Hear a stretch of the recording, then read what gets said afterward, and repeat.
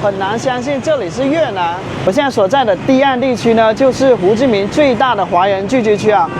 巅峰时期呢，这个地方生活着几十万讲粤语、讲客家话、讲潮汕话的华人。资料显示，越南境内呢大概有100万华人，而胡志明呢就占了70%。这个要说到100多年前，一批中国人从广东、福建、海南出发，带着行李、祖训，还有一口家乡话，漂洋过海，踏上了这一片陌生的土地。他们不是为了冒险，而是为了活下去。战乱、饥荒和生计的逼迫，把他们推向了南洋越南胡志明市。在这里，他们从搬货的苦力做成了街头的小老板，从异乡人变成了这座城市的根。今天跟着我的镜头去探访一下这一个越南最大的华人聚居区啊。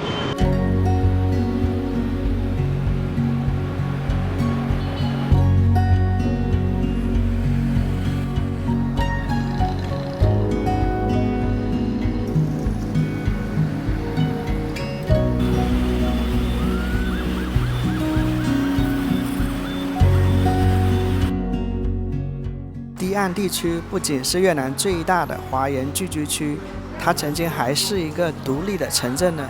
大约在18世纪末及1778年，大批的华人，主要来自广东潮汕、福建泉州等地，因为战乱和做生意的原因，漂洋过海来到了越南胡志明市的堤岸地区，逐步在堤岸地区形成了以市场和商业为核心的聚落。那么到了法属殖民期及19世纪末20世纪初，这个聚落逐渐发展成了一个独立的城镇，拥有自己的市政组织、港口设施。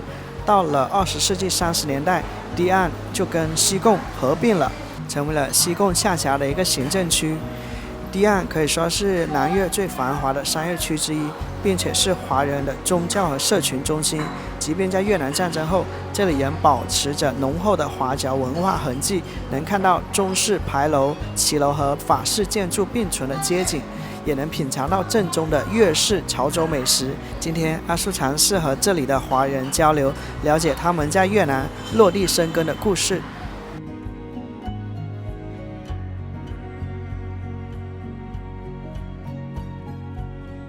三山会馆，天后宫三山会馆。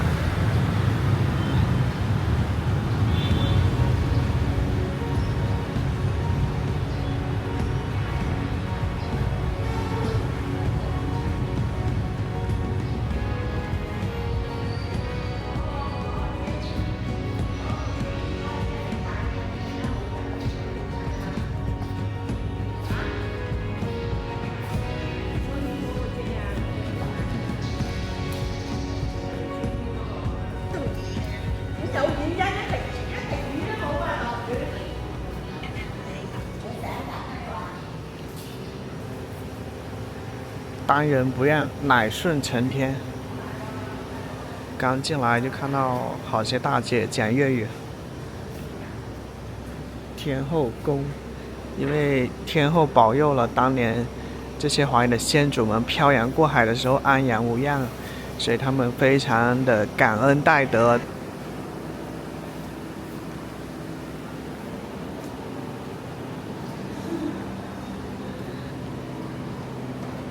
地上是老虎雕像，看词汇普济，文昌爷爷，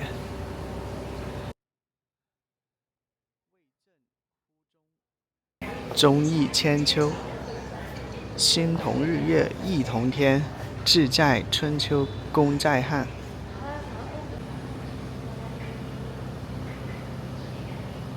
先贤祠，龙王殿，龙王神位，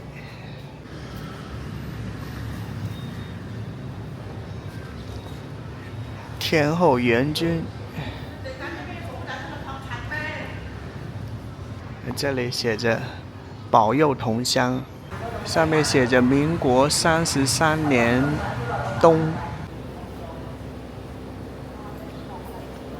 你是讲白话？谁？您是来越南的第几代华人？我在这里几十年了。在这里长大的？在这里长大的。您是哪里来到这里的？我的妈妈在唐山呢，我的外婆呢，唐山出生啊，在中国。这里家里的环境不太好，做生意不太好，做工作有小人。这里待，今年的几岁不太好。那您在家里是讲越南语还是讲粤语？我講唐話咯，例如我係唐人嘛，我係中國人嘛，做生意啊就說越南話，也說中國話。係啊姐。Hello。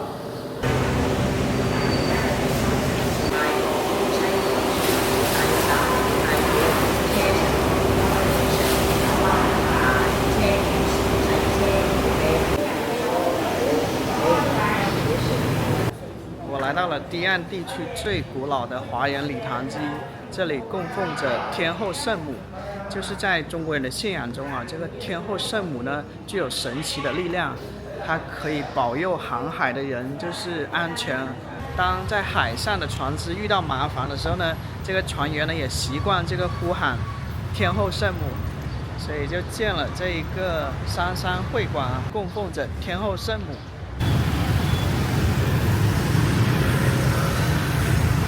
那里有一家大熊药行啊。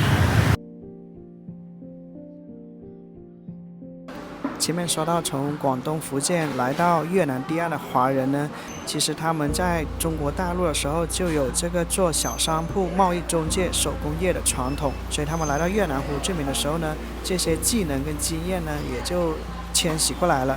所以这些华人最初在胡志明就是立足之本吧，就经营一些小商铺、杂货店、布匹行、药材店、小零件店等，当然也有大型市场、批发市场。在堤岸的许多餐厅、茶馆、小吃铺呢，也是由华人开设的，提供粤式、潮式的这个华南口味的一个饮食。同时呢，也有经营酒店、旅馆等住宿业的华人。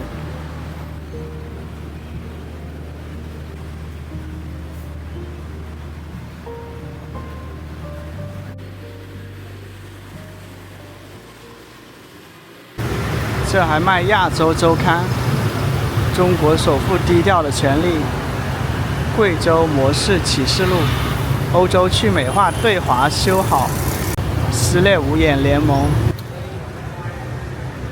你識唔識聽嗰啲普通話？識聽啊？在这里出生的。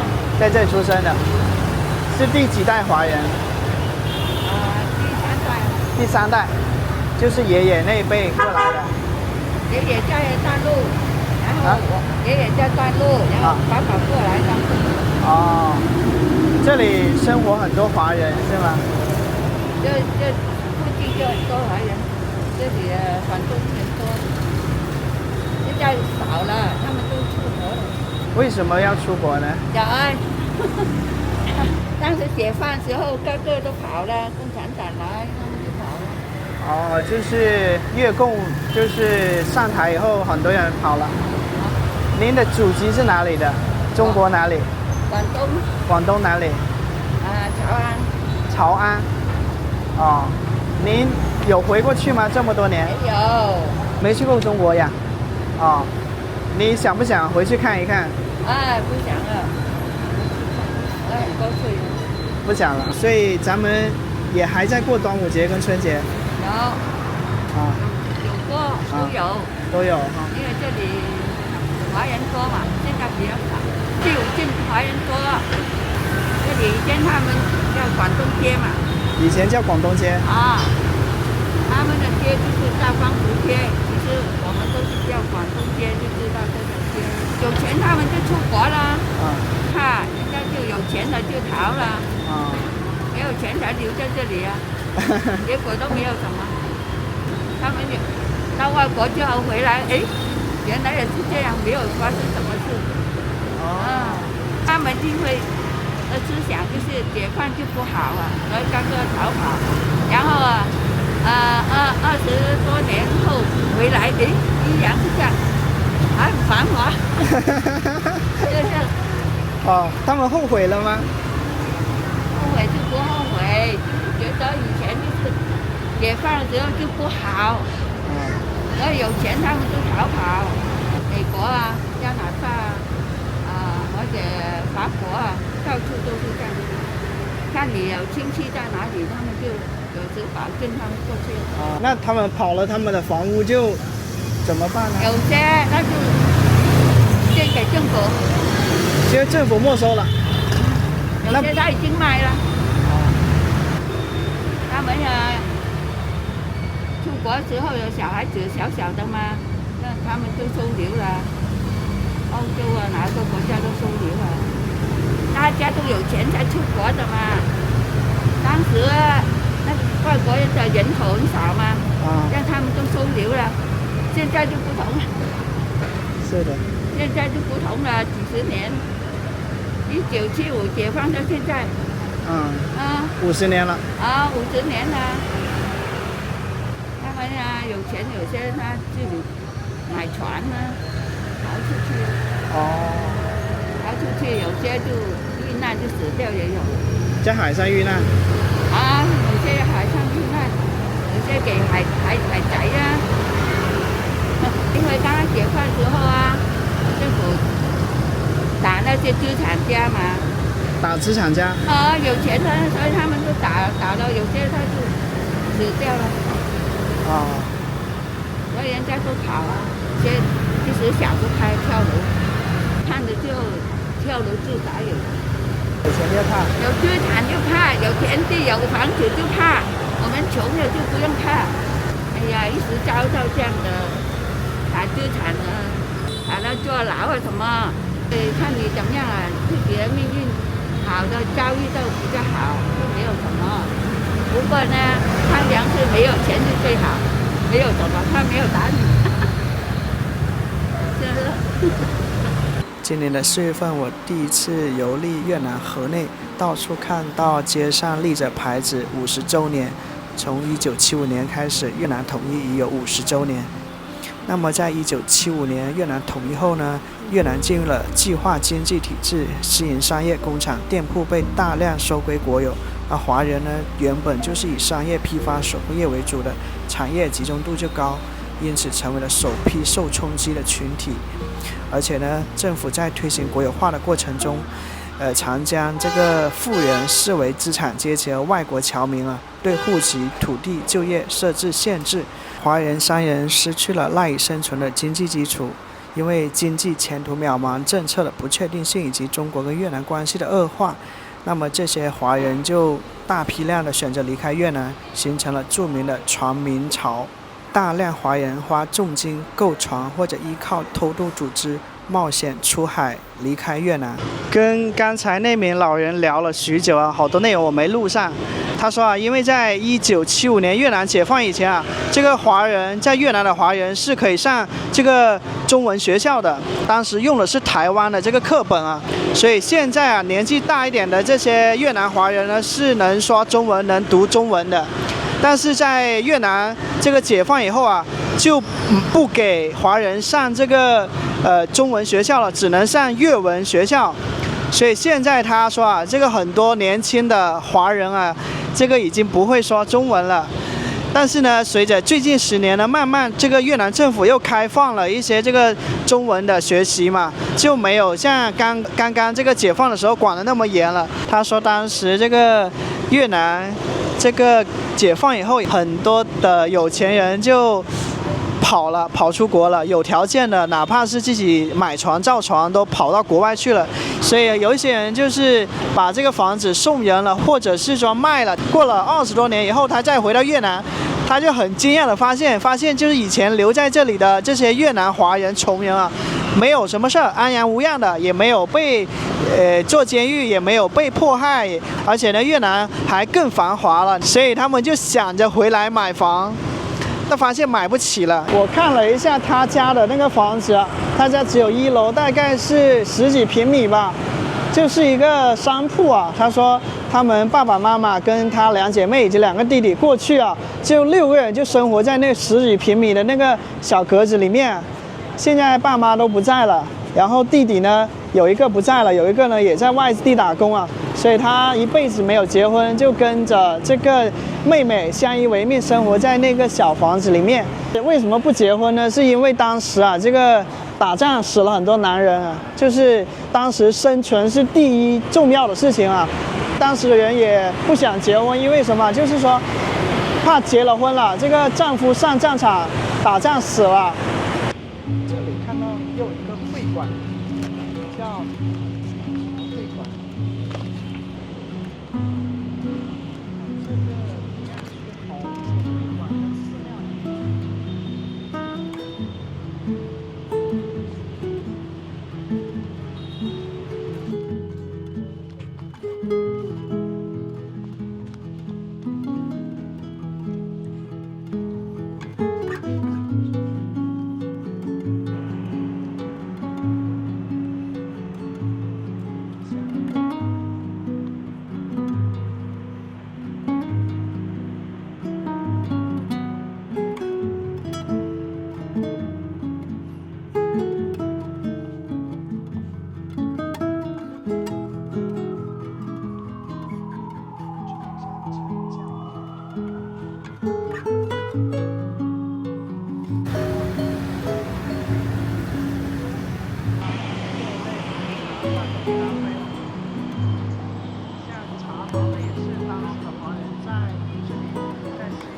你好，您可以说中文。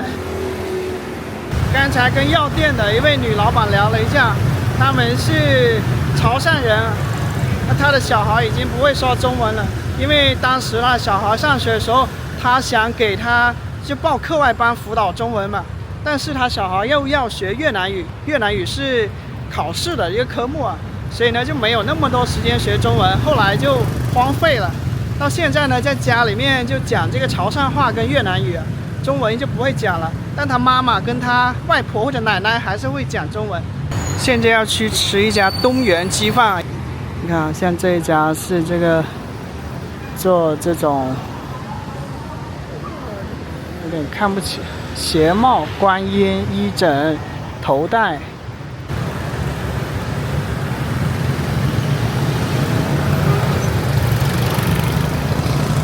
这里以前叫唐人街，胡志明的唐人街，后来就改名了，改成第五郡建成鞋店，卖鞋。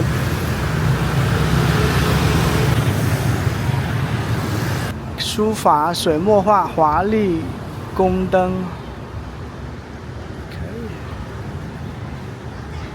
老板，你好，嗨，您听懂吗？可以啊。我第一次看到这里有这么多中文牌匾的。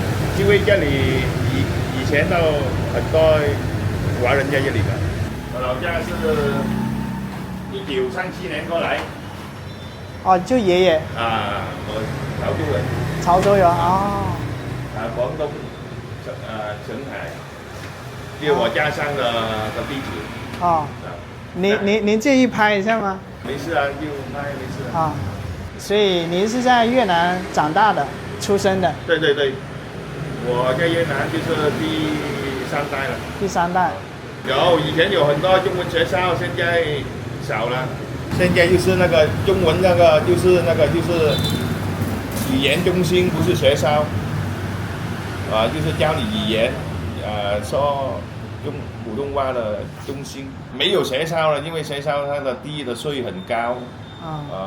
华人的学校就有外语学校，税很高，所以不够那个经费去一般以前华人的学校是华人自己，我们全体的有钱的就给一点钱，你有5块的、50块就给下面的子弟去上学。现在没有经费了，跟那个学校的税很高，这样没办法。我爸这个教牌是我爸大顺。您父亲写的？对，就是我爸。那我爸没有了，就我有跟我爸到现在都有26年了。就是我写这个字赚钱了，有26年。你靠写字为生已经26年了。对。那现在的小孩会写中文吗？就是华人小孩会写中文吗？如果有上学就会写。你的小孩呢？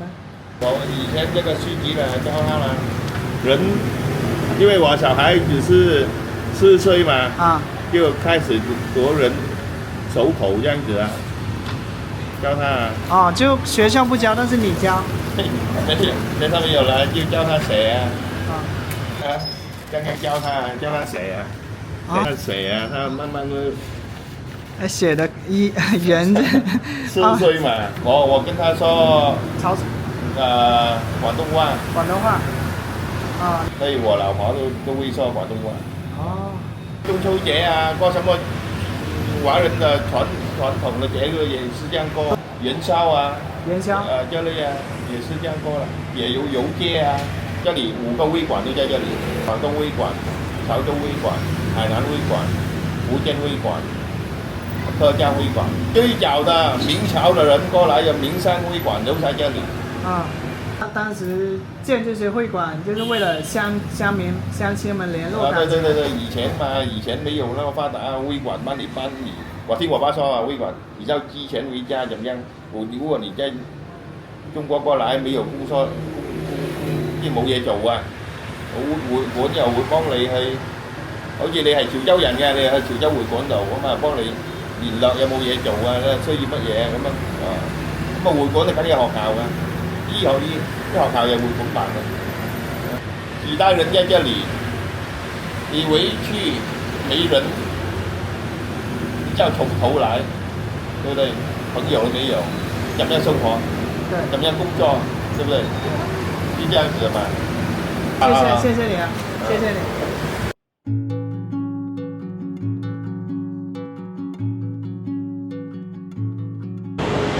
就是这一家东源鸡饭。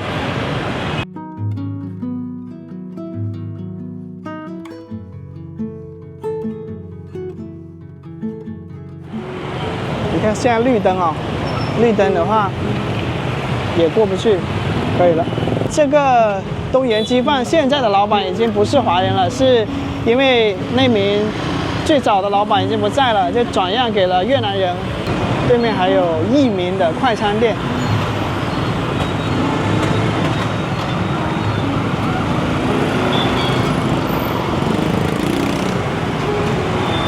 现在是5点多，下班时间，车上的摩托车骤然多了许多。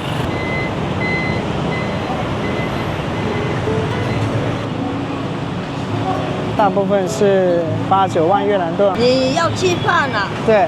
我做嘛，我是潮州人呐。潮州人，您是第几代华人了？在越南的？我这边，我爸爸还做个从小啊，13岁过中国过来。就是这一家。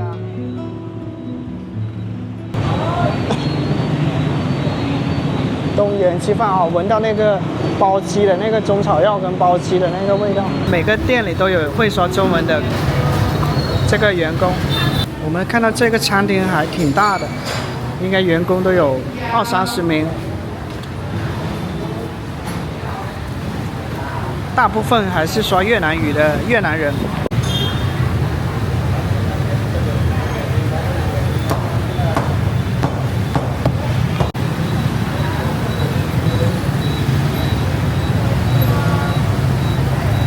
有叉烧，有这个烧鸭，还有白切鸡、烤肉。顾客应该是越南人为主，因为他的前台是只会说越南语的。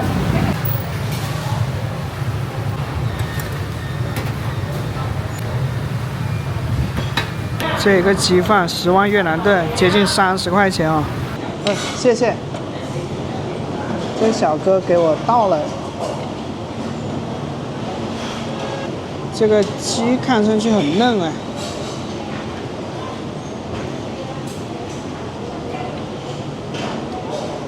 这鸡肉挺嫩滑的，也挺新鲜。这个甜酱吧，甜辣酱，但辣不明显，应该是果山鸡啊，就在山上养的。但是这物价也有点高啊，这有个鸡腿饭， 30块钱，这个皮应该是带一点脆脆的。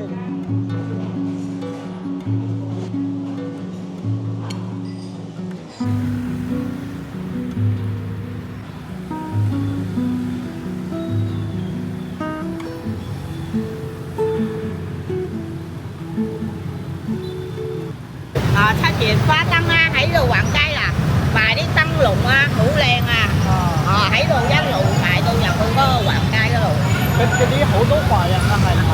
冇啊，而家冇啦，嗰時啊好多嗰啲華人啊，銀袋偷嘢咁樣啊，而家冇啦。而家好多公安啦，咁啊人哋啊成日睇住咁樣啦，冇。橫街啊，嗰時有花燈好靚噶，你試入去啊！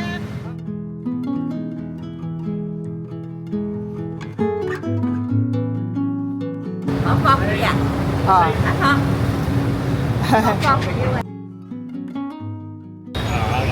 廣西人啊，嗰度啲旅遊，我都聽講嗰度有好多華人啊。來越南多久了？從最早1913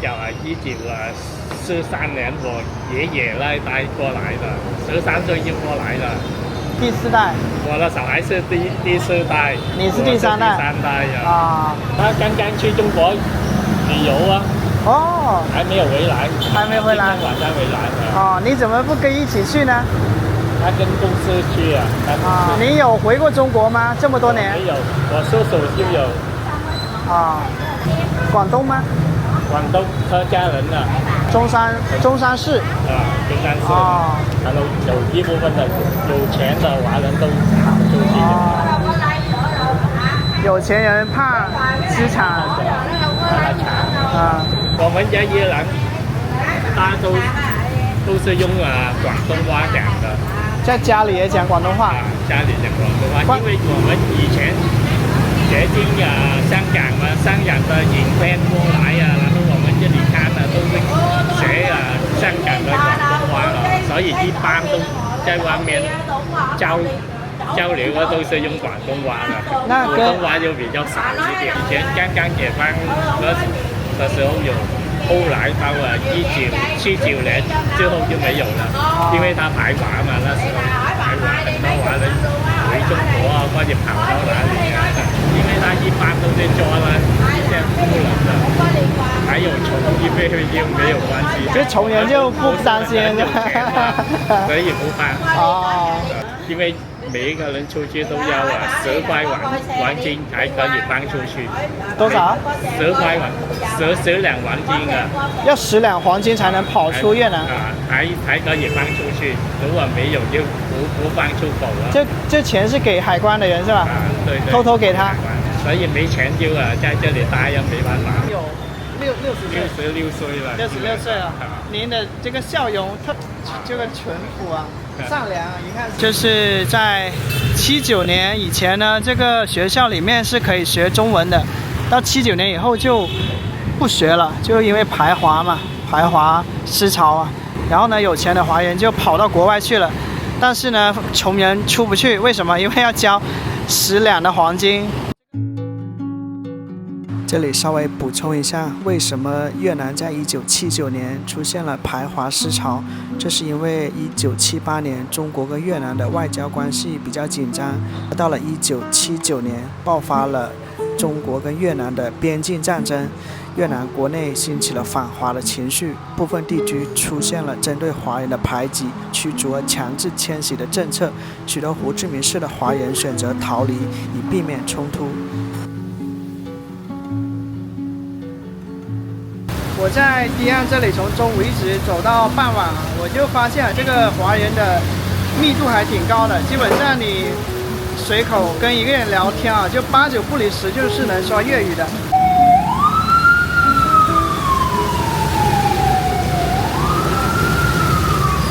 这家店老板也是华人啊，他家经营是这个什么沙爹鹿肉、沙爹牛肉、沙爹牛丸。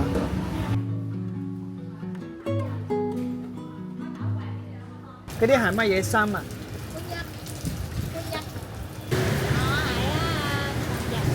唐人。中國邊度？中國我點知啊？我唔識㗎。你唔去？你去唔去過中國？死晒啊！你去了啊？啊，我自己一個人。哇，咁叻㗎！啊。人哋講佢一個唔得㗎。啊？好悶。啊？好悶。好悶。